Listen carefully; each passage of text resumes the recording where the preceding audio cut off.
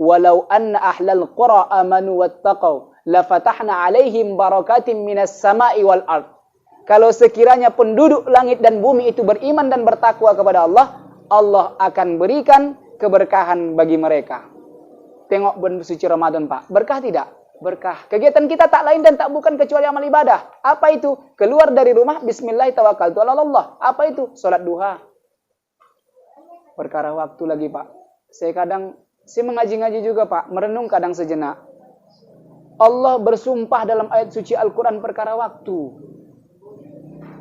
Wal 'asr innal insana lafi khusr. Demi masa kata Allah.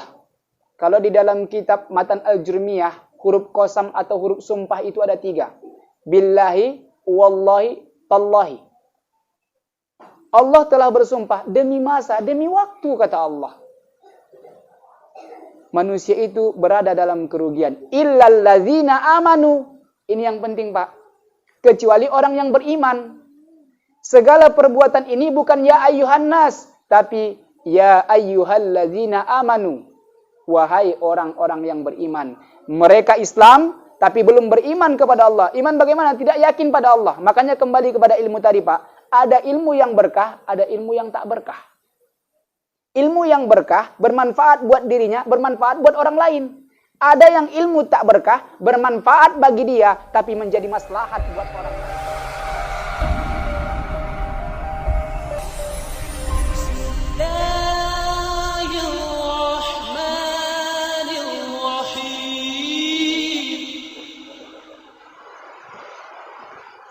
Bismillahi walhamdulillah. Assalamualaikum warahmatullahi wabarakatuh. Waalaikumsalam warahmatullahi wabarakatuh.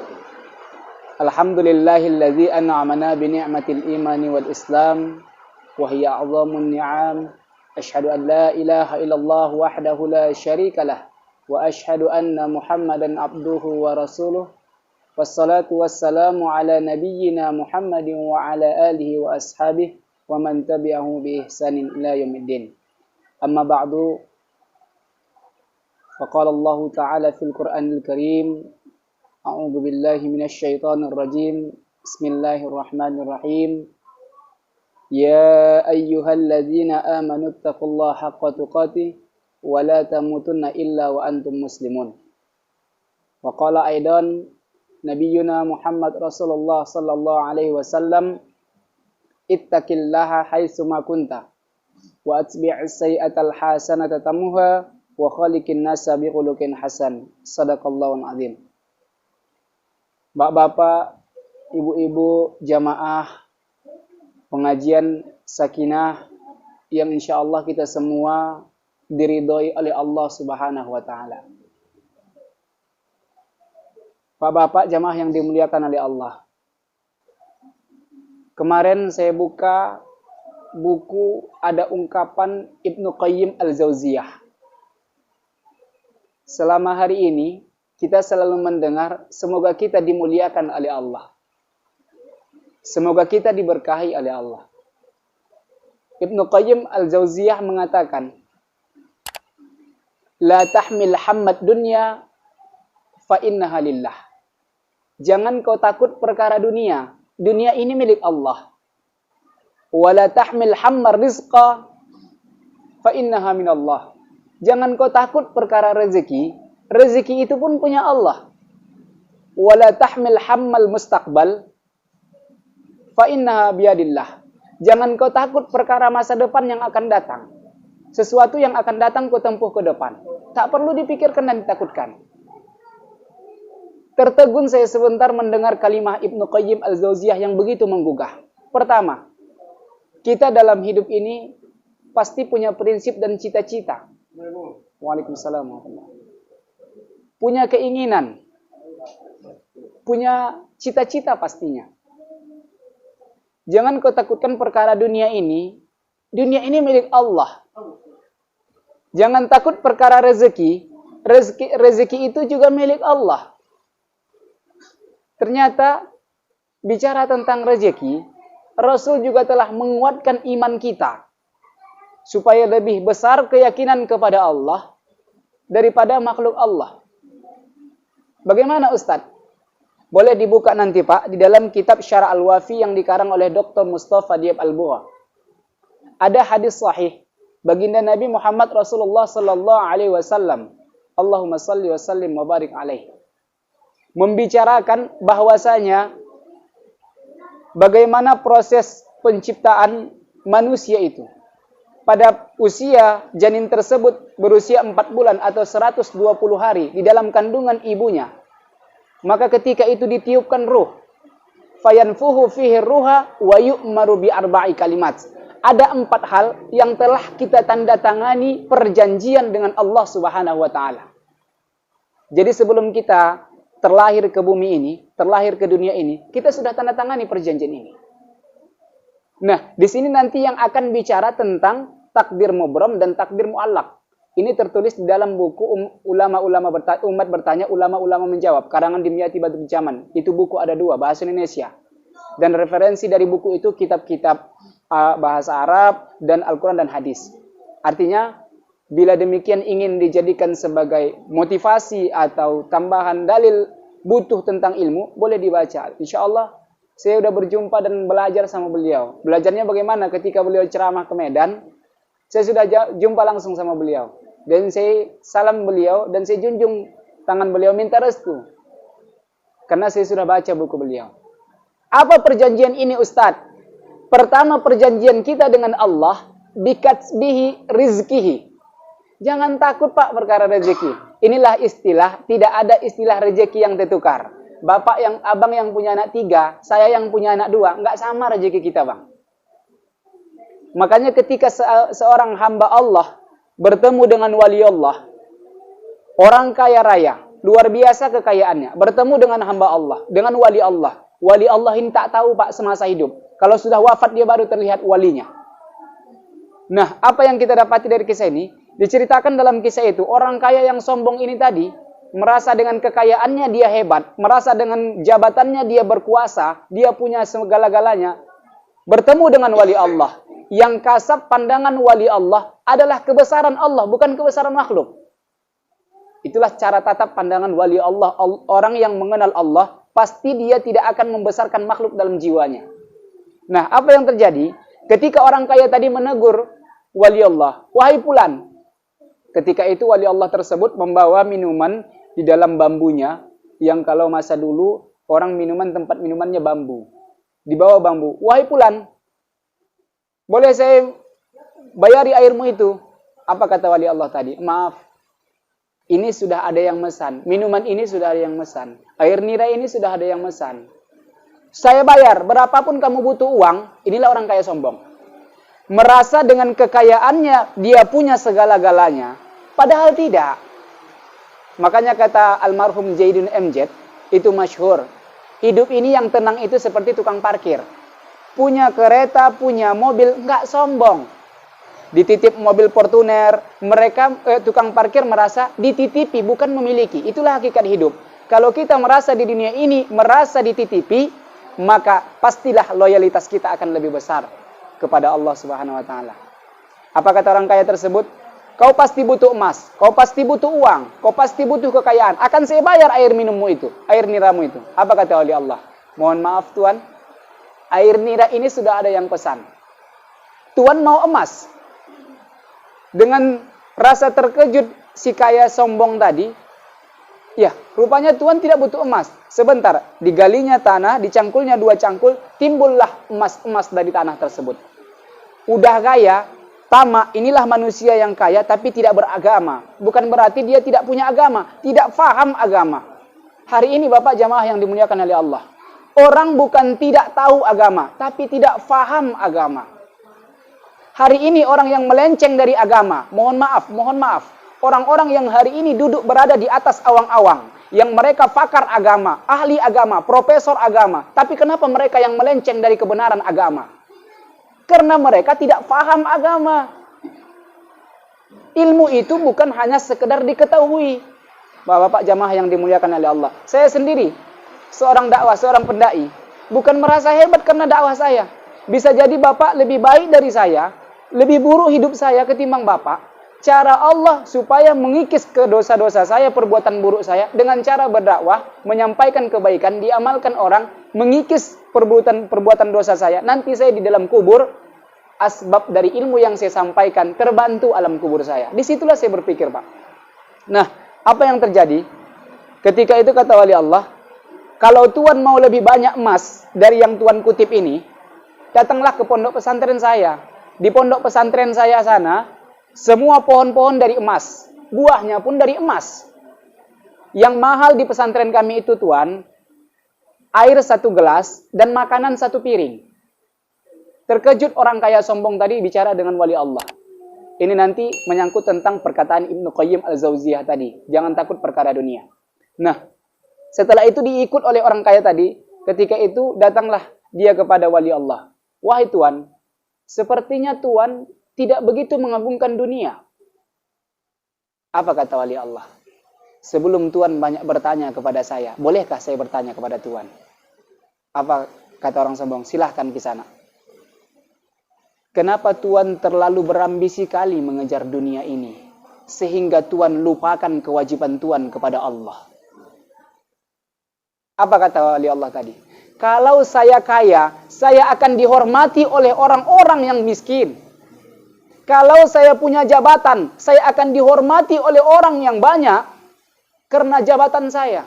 Bahkan saya kalau kaya raya, anak 7 keturunan saya, cucu cicit saya, tidak akan miskin dan menderita kalau saya kaya. Apa kata wali Allah? Pandangan wali Allah ini tidak lagi kepada kita yang memandang bagaimana perjalanan besok, makan besok. Tidak. Apa kata wali Allah? Wahai Tuan, bila Tuan mengatakan demikian, maka Tuan telah berdosa kepada Allah. Kalau kita katakan, Pak, tak cukup untuk kita, berdosa kita untuk kepada Allah. Di dalam kitab Tuhfatul Murid ketika kami belajar, Allah memberikan bukan berdasarkan keinginan seorang hamba, tapi berdasarkan kebutuhan seorang hamba.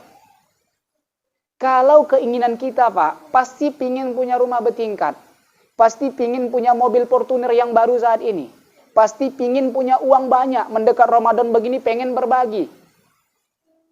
Kita pengen kaya di dunia ini, mati, husnul khotimah, setelah hisab masuk surga, itu keinginan kita.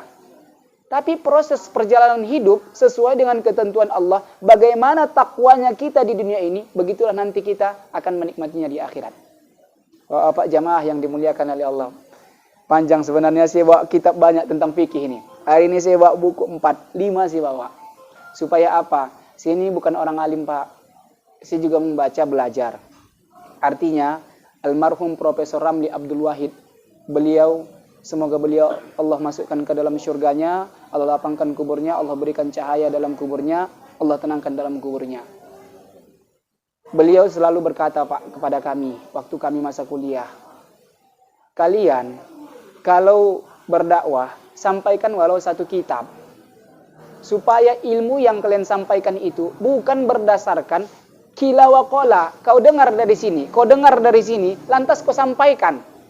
Dakwah yang lebih konkret, yang lebih bermutu itu, sampaikan walau 1 buku kau sampaikan, kata almarhum. Makanya semenjak itu, Pak, alhamdulillah, kitab buku Umat Bertanya Ulama Dimyati Badrul Zaman itu berjumlah 270 halaman, sekitar lebih kurang. 2 jilid saya khatamkan setiap minggu 1 buku. Setiap minggu saya buku. Saya terinspirasi. Bahkan saya baca buku karangan Dr. Andus Haji Ahmad Yani. Beliau itu masyhur buku dalam dakwahnya. Ada 30 materi dakwah, ada 160 materi dakwah, ada 130 materi khutbah. Itu Dr. Andus Haji Ahmad Yani.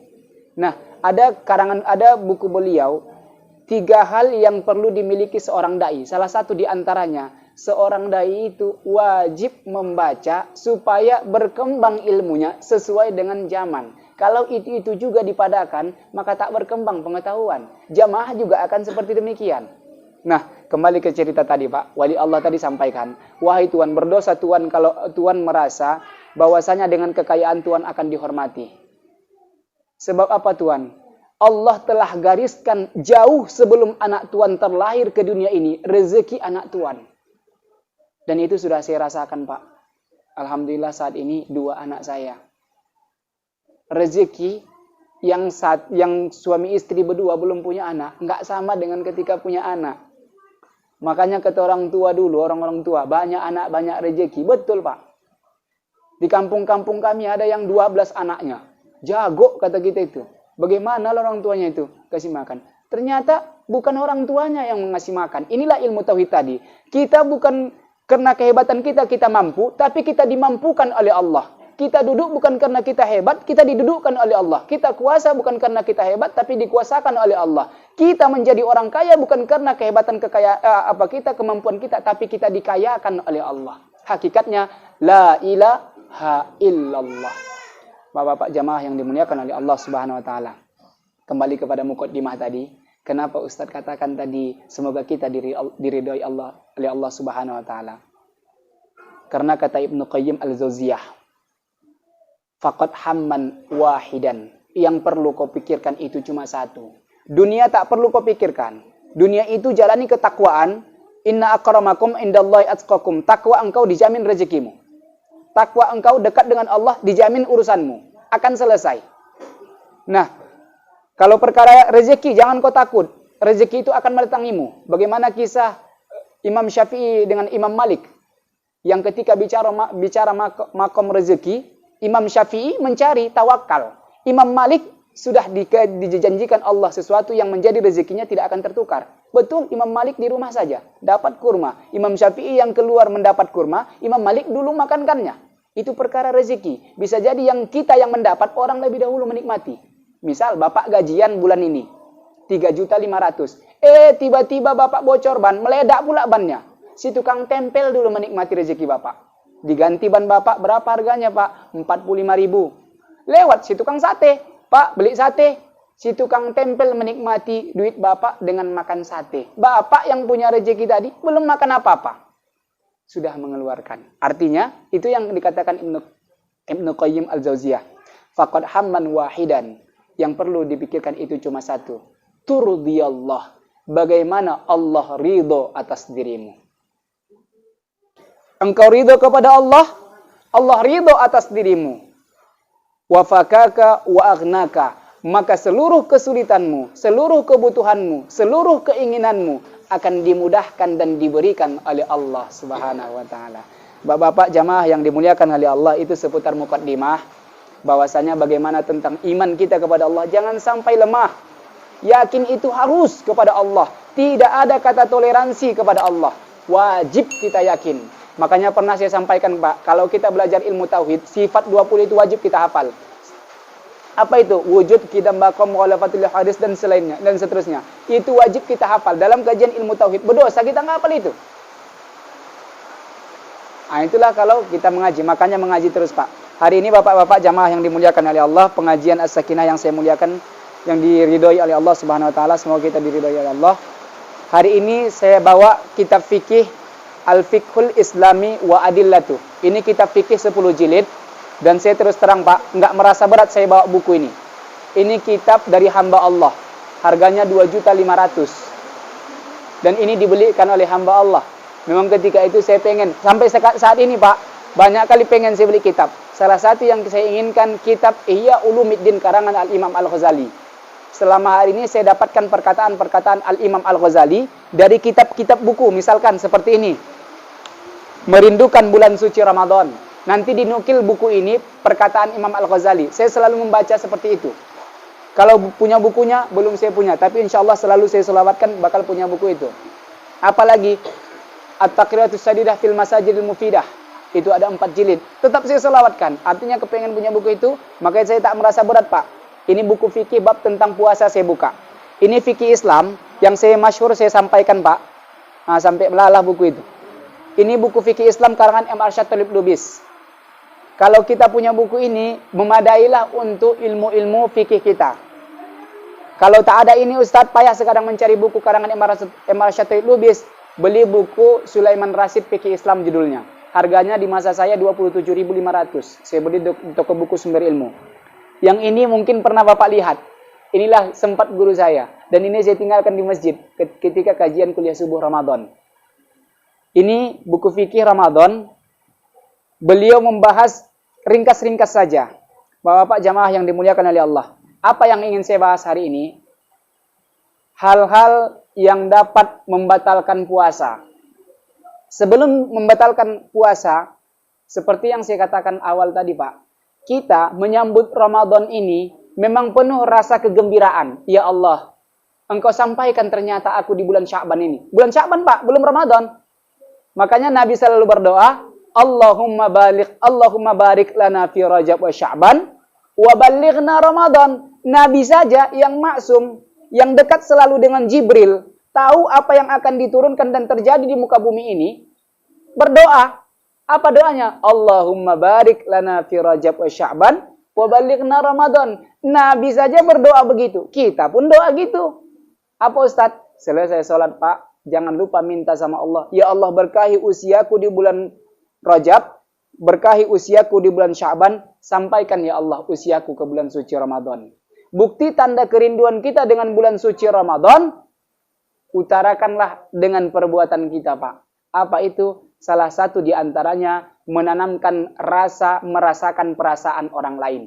Inilah inti Ramadan. Apa itu Ustaz? Menanamkan rasa, bagaimana rasanya kelaparan ketika tak makan satu hari, merasakan perasaan orang lain. Seakan-akan orang lain, begitulah rasanya lapar satu hari tak makan. Lantas apa yang kita buat? Menyambut datang bulan suci Ramadan, adakan perkumpulan seberapa kita mampu untuk menyantuni saudara kita. Terlebih khusus keluarga kita.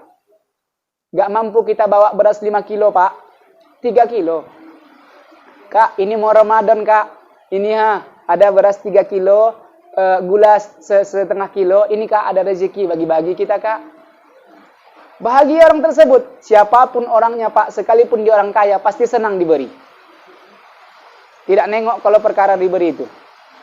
Nah, bapak-bapak jamaah yang dimuliakan oleh Allah. Bukti tanda kerinduan kita kepada bulan suci Ramadan. Tapi ingat, malam yang lalu saya masuk WA Pak. Ada jamaah yang WA saya.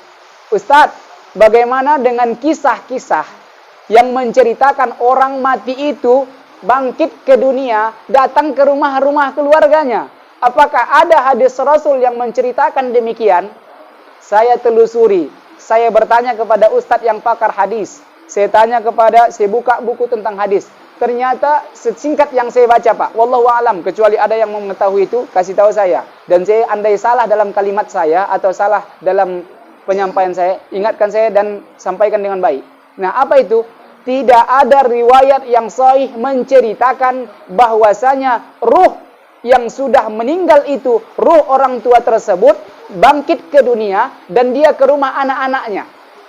Nggak ada hadis yang sahih. Itu saya tengok tersebar di WA sekarang Pak. Lantas ada mungkin kisah yang dibuat itu mungkin bisa jadi kisah Israiliyat atau ungkapan ulama-ulama. Manfaatnya atau kegunaannya memberikan inspirasi bagi kita. Wahai anak, orang tuamu sudah meninggal. Di bulan suci Ramadan ini, engkau bertakwa beriman pada Allah. Jangan lupa doakan ayah emakmu di dalam kubur. Ini kisah, mungkin ada salah satu mungkin yang menceritakan ini Ibnu Qayyim. Menceritakan kisah bahwa ruh itu akan bangkit ke dunia, mendatangi rumah-rumah anaknya. Ada katanya yang pulang nanti sedih. Ada katanya yang pulang gembira. Makanya Pak, mohon maaf, ini sebagai kita seputar tentang berbicara ilmu. Ada seputar tentang Ramadan ini, hadis-hadisnya dhaif dan mungkar, yang mungkin menjadikan dakwah. Di mana itu Ustaz? Nanti boleh Bapak buka buku hadis-hadis bermasalah karangan Ali Mustafa Ya'qub. Buku itu sekarang udah ada 2. Apa salah satu di antara Ustaz? Buku yang berjudul Hadis-hadis bermasalah seputar Ramadan. Sudah ada. Pokoknya hadis-hadis seputar Ramadan itu sudah ada sekarang di buku tersebut. Bapak jamaah yang dimuliakan oleh Allah Subhanahu wa taala. Sebelum memasuki hal-hal yang membatalkan puasa, apa yang lebih dahulu kita lakukan? Pertama, Pak, sebelum mendatangi Ramadan ini, kita benar-benar bertaubat kepada Allah. Taubat dari apa? Pertama, taubat dari kebiasaan buruk menjadi baik. Di Ramadan ini, Pak, kita berupaya untuk lebih baik, jauh lebih baik. Dan Ramadan itu terasa keberkahan hidup. Semiskin-miskinnya orang di bulan suci Ramadan, sejauh ini belum saya lihat Pak, yang tak ganti pakaiannya. Pasti ganti. Sekecilnya tukang ambil sampah Pak. Menurut kita, berapalah penghasilan kutip sampah? Ternyata tidak. Allah beri keberkahan semiskin-miskinnya orang. Kalau sudah Allah berkahi, nggak ada yang tak mampu. Mampu semua. Ternyata ini telah Allah gariskan di dalam ayat suci Al-Quran. Walau anna ahlal qura amanu wattaqaw lafatahna alaihim barakatim minas sama'i wal ard. Kalau sekiranya penduduk langit dan bumi itu beriman dan bertakwa kepada Allah, Allah akan berikan keberkahan bagi mereka. Tengok bulan suci Ramadan, Pak. Berkah tidak? Berkah. Kegiatan kita tak lain dan tak bukan kecuali amal ibadah. Apa itu? Keluar dari rumah, bismillahirrahmanirrahim. Apa itu? Salat duha. Perkara waktu lagi, Pak. Saya mengaji-ngaji juga, Pak. Merenung kadang sejenak. Allah bersumpah dalam ayat suci Al-Quran perkara waktu. Wal 'asr innal insana lafi khusr. Demi masa, kata Allah. Kalau di dalam kitab Matan Al-Jurmiyah, huruf qasam atau huruf sumpah itu ada 3. Billahi, wallahi, tallahi. Allah telah bersumpah demi masa, demi waktu, kata Allah. Manusia itu berada dalam kerugian. Illal ladzina amanu. Ini yang penting, Pak. Kecuali orang yang beriman. Segala perbuatan ini bukan ya ayyuhan nas, tapi ya ayyuhal ladzina amanu. Wahai orang-orang yang beriman. Mereka Islam, tapi belum beriman kepada Allah. Iman bagaimana? Tidak yakin pada Allah. Makanya kembali kepada ilmu tadi, Pak. Ada ilmu yang berkah, ada ilmu yang tak berkah. Ilmu yang berkah, bermanfaat buat dirinya, bermanfaat buat orang lain. Ada yang ilmu tak berkah, bermanfaat bagi dia, tapi menjadi maslahat buat orang lain. Maka hari ini orang-orang yang zalim terhadap ulama zuriat Rasul, maka mereka tidak berkah ilmu yang dipelajarinya. Mohon maaf, Pak. Hari ini kita miris. Saya kemarin sampaikan bahwasanya ketika di padang mahsyar nanti kita akan menjadi golongan-golongan, Pak. Bergolong-golongan. Kita akan mendatangi nabi-nabi minta syafaat. Datang kepada Nabi Isa, "Ya Nabi Isa, syafi'na." Beri kami syafaat. Apa kata Nabi Isa? "Saya tak bisa memberi syafaat bagi kalian."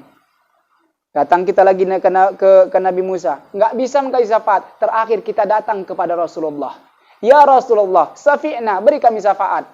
Karena kita umat Rasulullah sallallahu alaihi wasallam, kita akan memperoleh syafaat dari baginda Nabi bagi orang yang rajin membacakan salawat. Pak, kalau kita nanti dikasih syafaat sama Rasul, ada cucu Rasul di dunia ini, tak pernah kita peduli dan perhatian dengan dia. Misal, Bapak punya cucu. Di samping Bapak, cucu Bapak, nampak Bapak dipukul-pukul orang, atau Bapak dengar cucu Bapak dipukul orang, tak satu pun membela cucu Bapak dari tetangga-tetangga Bapak. Apakah tetangga tadi Bapak senang? Luar biasa kalian ya. Dipukuli orang cucuku. Tapi tak ada kalian satupun yang menolong dan peduli pada cucuku. Pastilah Bapak berat hati untuk membantu mereka seandainya mereka minta tolong. Tak obahnya hari ini, ulama dimasukkan ke dalam kerangkeng. Tanpa harus dipikirkan bahwasanya tonggak agama itu, para ulama itu, memberi kemaslahatan dan kemudahan dalam kesulitan perkara pemerintahan. Padahal inilah tonggak utamanya. Kalau bukan karena orang soleh, kalau bukan karena ulama, mungkin negara ini sudah hancur dan binasa dibuat oleh Allah. Bapak jamaah yang dimuliakan oleh Allah, maaf saya agak tinggi sedikit. Kenapa? Miris hati saya, Pak. Kebenaran sekarang tidak lagi diutamakan. Yang punya kuasa, dia yang punya kebenaran. Yang punya uang, dia yang punya kebenaran. Sementara rakyat benar, tak akan pernah dibela sekalipun dia benar. Inilah mirisnya kita hari ini. Yang menyedihkan, seandainya Allah turunkan azab ke muka bumi ini, Allah tidak akan membinasakan mereka yang zalim, tapi orang-orang soleh pun hanyut, Pak. Makanya pernah saya sampaikan bahwasanya sekiranya ada rumah yang terbakar, Pak, apa yang lebih dahulu diselamatkan dari rumah itu? Bukan pakaian, bukan sudip, bukan gincu, bukan lagi odol, sikat gigi. Pasti sesuatu yang berharga dari rumah itu. Apa itu, Ustadz? Emas kita, surat tanah kita. Begitu juga dengan bumi ini. Sebelum Allah luluh lantakkan bumi ini, Allah ambil dulu para ulama. Lihat berapa ulama yang telah wafat, Pak. Artinya kita sudah mendekat akhir zaman. Kalaupun kita tak mampu dengan kekuatan untuk melihat mereka yang berbuat zalim, membuat mereka yang tak suka dengan agama ini, Ketahuilah Pak, Islam ini sampai kapanpun akan diserang. Kalau kita tak bersatu, kita akan rapuh. Dan apa yang membuat kita rapuh? Pertama, uang.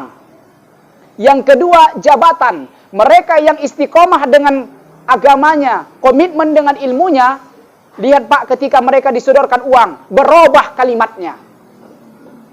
Minum khamar haram, ketika dikasih jabatan, minum khamar makruh. Berzina itu dilarang, ketika masuk jabatan, masuk uang. Berzina itu boleh, tapi jangan kelihatan. Mereka akan melakukan itu Pak. Kemungkaran yang dilarang oleh Allah akan dibolehkan ketika mereka sudah diberikan uang dan jabatan. Bapak-bapak jamaah yang dimuliakan oleh Allah Subhanahu wa taala, kita membahas tentang hal-hal yang membatalkan puasa. Nah, perlu kita perhatikan bahwasanya hukum puasa ini fardu ain, wajib bagi setiap orang. Pak, kita yang punya kodoan. Bagaimana kodoan? Bapak dulu ada puasa bapak yang lalu tinggal. Misal Ustadz, puasa saya 2 kemarin tinggal. Tidak Bapak kodo sebelum mendatang Ramadan ini, Bapak nanti bayar fidyah. Kalau Ramadan ini Bapak lewatkan kodoan Bapak di buku buku fikih Islam fikih Ramadan karangan Profesor Ramli dikatakan Bapak double fidyahnya. 7,5 on, 750 gram, 7,5 on. Bapak bayar fidyahnya double. Dan ketika saya mengaji sama Ustaz Muhaisin ketika itu di Al-Munawwarah, beliau bawa kitab double. Doublenya bagaimana Ustaz? Bapak bayar fidyahnya double. 2 utang Bapak, tahun ini Bapak lewatkan, tidak Bapak qada, itu menjadi utang. Wajib Bapak nanti bertimpa-timpa lagi. Semakin banyak utang kita sama Allah, puasa wajib kita ganti. Ustaz, kalau kita bayar fidyah saja bagaimana tanpa puasa? Jangan permainkan fidyah, jangan permainkan agama. Sama halnya, mohon maaf Pak, sama halnya yang terjadi, mohon maaf.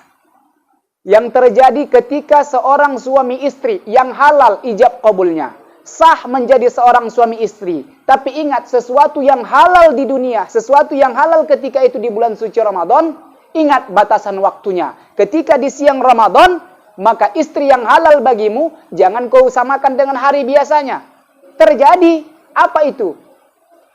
Kebiasaan orang Pak, menikah itu dekat Ramadan. Nabi bukan melarang, tapi kalau bisa, nikah itu jangan mendekat Ramadan. Nabi menikahkan anaknya Fatimah di bulan Syawal. Kenapa? Namanya baru-baru nikah itu, nggak tahan dia Pak. Terjadi hubungan suami istri di siang hari bulan suci Ramadan, kena kafaratlah orang yang melakukan tersebut. Tak dibayarnya berdosa dia. Apa kafaratnya Ustaz? Ingat, ini bukan pilihan, tapi tata cara. Yang pertama, ketika itu datang sahabat mendatangi Rasul. Ya Rasul, mohon maaf ya Rasul, apa itu? Aku telah berhubungan suami istri di siang hari pada bulan suci Ramadan. Apa kata Rasul? Bebaskan budak. Hari ini nggak ada budak Pak, mau kita bebaskan. Yang kedua, puasa 2 bulan berturut-turut. 60 hari, Ustadz puasa 2 bulan berturut-turut boleh dicicil. Cicilnya bagaimana? Hari ini 10, bulan besok 10, bulan besok 10. Tak boleh, harus 2 bulan itu berturut-turut.